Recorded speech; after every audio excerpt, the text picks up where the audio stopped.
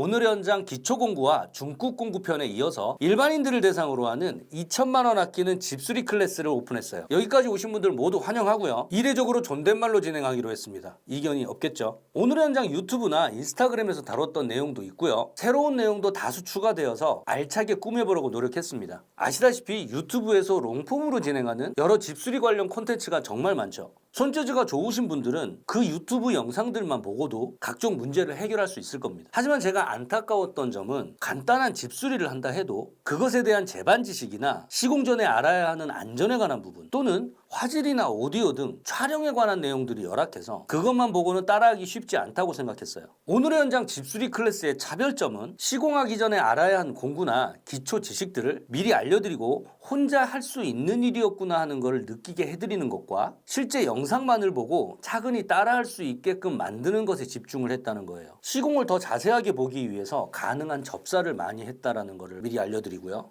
대부분 생활하는데 문제가 생기는 부분은 고장난 그 무언가가 아니라 내가 직접 할 수 있다는 생각을 하지 않는 것에서 옵니다. 큰 공사를 해야 한다면 다른 문제겠지만 손잡이 하나 교체하는 거라든지 싱크대 수전에 물이 새는 정도로 전문가를 부르게 되면 출장비, 재료비, 시공비에 입이 떡 벌어지게 됩니다. 10년 전만 해도 사람 부르면 일단 10만 원이야 이런 말을 하고는 했는데 이제는 너무나 당연히 20만 원을 넘는 경우가 허다하고 고치는 내용이 조금이라도 전문적인 부분이 추가되면 30에서 50만 원은 당연히 지불해야 됩니다. 이 클래스를 보고 집에 고장난 부분의 수리를 모두 해본다 가정했을 때 2천만 원 정도가 소요될 것이다 라는 결론이 나요. 그런데 정말 2천만 원 정도만 들까요? 그냥 2천만 원만 아끼는 걸까요? 그 돈을 절약하고 무엇인가 고장난 상태로 살지 않고 숨통 트이는 생활을 하기 위한 방법을 먼저 말하자면 아무것도 몰라도 해본 적이 한 번도 없다 해도 직접 도전해보려는 마음이 최우선입니다.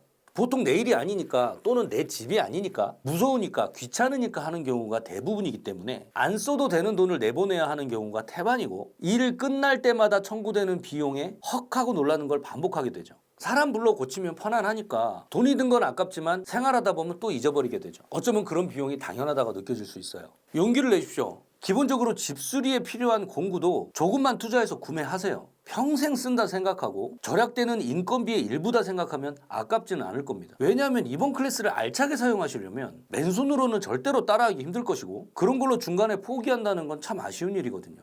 여기까지 와서 나를 만나고 있다면 이제 전혀 걱정할 필요는 없습니다. 물론 제가 가르치는 현장 상황이 현재 여러분과 똑같은 상황일 리는 없을 거예요. 하지만 건축 현장에서의 모든 기본은 하나고 사용되는 자재들도 거의 비슷하기 때문에 조금만 응용해도 될 정도일 겁니다. 내 집은 내 손으로 고치는 맥가이버 아빠가 한번 내보면 저녁 반찬이 달라집니다. 확실하게 돈도 절약되겠죠. 혼자 사는 분들도 뭔가 고장난 채로 살아가게 되면 형광등 깜빡일 때마다 더 외로워집니다.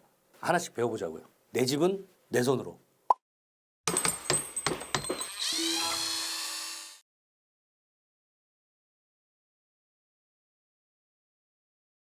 일반적으로 생각했을 때 1mm라는 크기는 그렇게 크지 않지만 현장에서는 1mm가 모든 것을 망칠 수 있는 이유가 되기도 해. 그래서 1, 2mm 정도의 작은 길이의 실수가 자꾸 다시 재개하고 자꾸 다시 절단하게 해서 집에 늦게 가는 거라고. 집에 일찍 가는 여러분의 1mm 지금 시작해보자고. 현장에서 길이를 재하는 몇 가지 예를 들어볼게. 이렇게 작은 자재의 길이를 잴 때, 일정한 공간의 거리나 폭을 잴 때, 세 번째 바닥의 길이를 잴 때, 네 번째 일정 높이를 잴 때, 마지막으로 줄자보다 긴 길이를 재야 할 때. 이 부분을 후크라고 하는데 여기서부터 여기까지 잴 때는 줄자에 후크를 걸고 당겨서 이렇게 재는 거야. 이 경우는 326mm지. 여기까지 쉬워. 근데 이렇게 후크를 걸고 잴 수 없을 때 이 상태에서 자의 끝을 대고 후크를 당겨서 재버리면 324.5mm 정도가 된다는 거야. 집중해야 돼. 후크를 걸 수 없을 때는 자를 밀어서 후크가 밀린 상태에서 재야 된다는 거야. 이렇게 밀어서 재야 동일한 크기 326mm가 되겠지. 그 이유는 다음 강의에서 설명할 테니까 걱정하지 말고, 두 번째, 이런 작은 공간을 잴 건데 여기에서 여기까지 잰다 치면 자가 이렇게 동그래지잖아. 이걸 대충 310mm라 읽는 사람들이 있어. 만약에 그렇게 읽어버리면 얘 길이랑 똑같이 몇 개 잘라서 여기 위에 붙인다고 했을 때 1mm라도 틀리면 이 안에 들어가지를 않겠지. 목재는 1mm 정도 짧아도 망치로 치면 들어가지만 이런 철재는 끝부분이 구부러지기 전엔 절대로 들어가지 않는다고. 첫 번째로 자의 몸체에 자 크기를 기록해 놓은 자라면 여기에서 여기까지 222mm고 이 자의 크기는 89mm니까 여기에서 여기까지의 거리는 311mm가 되겠지. 두 번째, 자의 길이가 적혀져 있지 않을 때 여기서부터 여기까지 밀어서 읽기 편한 숫자에 표시를 해놓고 자를 반대로 돌린 다음에 다시 밀어서 표시까지 읽는 거야. 내부 공간을 재는 세 번째, 카드를 한쪽 끝에 놓고 자를 위로 댄 다음에 손으로 꽉 잡고 카드의 끝을 읽으면 정확한 길이가 나오겠지. 바닥의 길이를 잴 때 후크를 걸 수도 없고 밀 수도 없는 상태일 때 후크를 바닥에 그냥 이렇게 대충 대고 재면 당연히 정확하지 않겠지. 이럴 땐 자의 100mm 위치에 스타트를 대고 누군가 이쪽을 잡아주면 원하는 곳까지 정확한 길이를 잴 수 있겠지. 중요한 것 하나, 100mm를 접어서 쟀으니까 나중에 꼭 100mm를 더 하도록 해. 그런데 벽면에서 바닥 길이를 잴 때는 역시 아까 내부를 쟀던 것처럼 후크를 밀어서 재야만 하겠지. 바닥에서 천장의 높이를 잴 때 후크를 밑에다 두고 자를 길게 뺀 다음에 위를 읽으면 되는데 아까처럼 자가 동그래지지. 역시 이럴 땐 아까 내부를 쟀던 것처럼 후크를 위에서 아래까지 대고 읽기 쉬운 길이의 표시를 해놓은 다음 다시 밑에서 그 표시까지 재고 두 숫자를 더하면 되겠지. 마지막으로 줄자보다 긴 길이를 재야 할 때, 예를 들면 얘는 8m짜리 잔데 8m가 넘는 길이를 재야 할 때는 어떻게 할까? 이 경우는 후크를 밀어서 7m를 잰 다음 여기에 표시를 하고 반대쪽으로 다시 후크를 민 상태에서 이 표시까지 와서 길이를 재고 더하면 되겠지.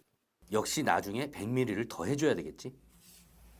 이것보다 더 긴 길이를 잴 때는 7m씩 계속 연장하면서 기록하면 되겠지. 이렇게 총 5가지의 경우를 가정하고 배워봤는데 이게 배웠어도 바로 손에 익진 않을 거야. 자꾸자꾸 틀리고 몇 번이고 확인해. 명심해야 돼. 1mm가 10개면 10mm고 10mm가 10개면 100mm야.